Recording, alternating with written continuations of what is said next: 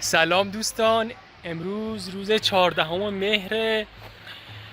من اومدم پارک جنگلی پروز تو جنوب استان چهارمحال بختیاری نزدیک شهر لردگان. خب این محوطه‌ای که ببینید پارک جنگلی پروزه.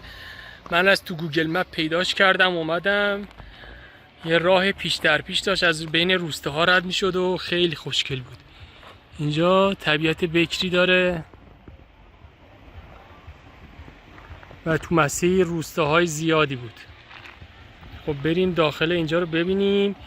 یه اتوبوس هم تو رو برده، اون اتوبوس زرده رو ببینید.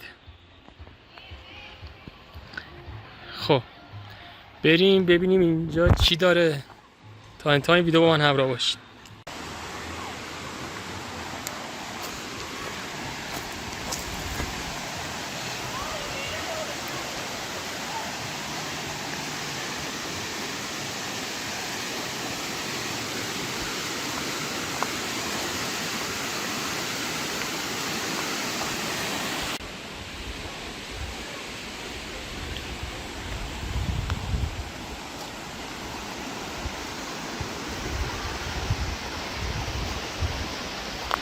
خب اینم پارک جنگلی. پارک جنگلی پروز در فاصله 50 کیلومتری شهر لردگان و 155 کیلومتری شهر کرد واقع شده و با قرارگیری در امتداد دره و رودخانه از مقاصد گردشگری طبیعی و جاهای دیدنی لردگان به شمار میره. جنگل‌های زاگرسی در دامنه مشرف به دره، درختان بلند و قد برافراشته، چشمه‌های زلال و شالیزارهای سرسبز، چشم‌اندازهای دیدنی رو در این پارک خلق کرده. از امکانات این گردشگاه میتونیم به جاده آسفالت، فضای سبز، سکوی نشیمن، سرویس بهداشتی و پارکینگ و مغازه فروش مواد غذایی اشاره کنیم.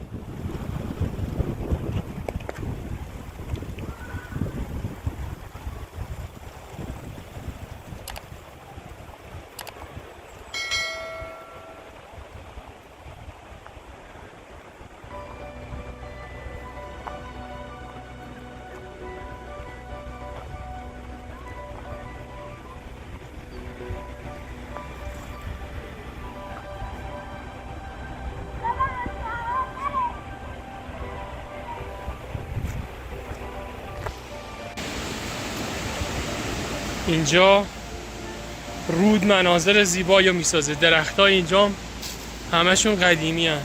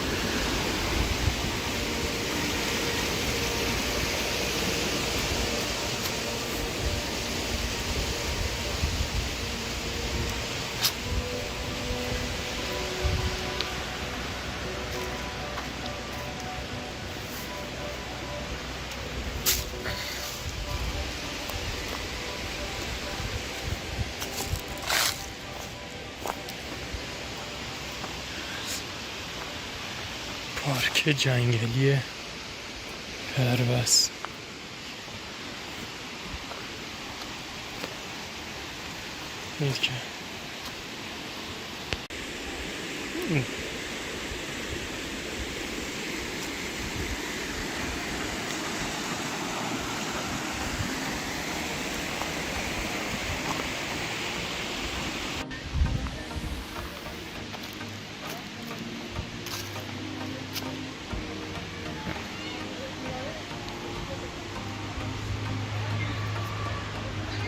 اینجا یه بوفه هم داره، سرویس بهداشتی هم که اون انتهای پارک اون سمت اونجا هست.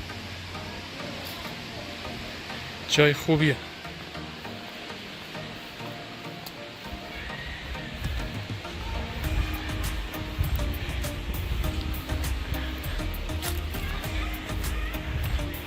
اینجا مردم با خانواده ها نشستن، خیلی نمیشه از اونجا فیلم گرفت.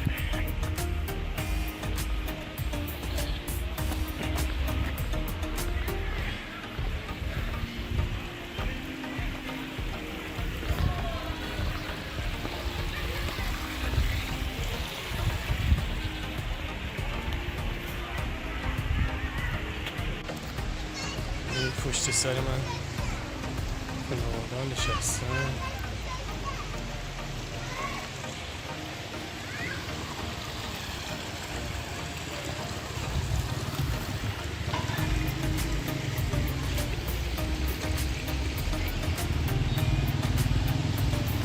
خیلی جای قشنگیه.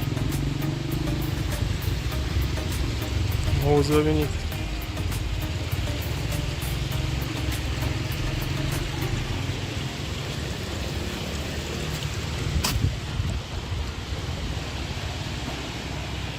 خب من آمدم زینلومو پنگ کردم و اینجا دراز کشیدم کم استراحت کنیم.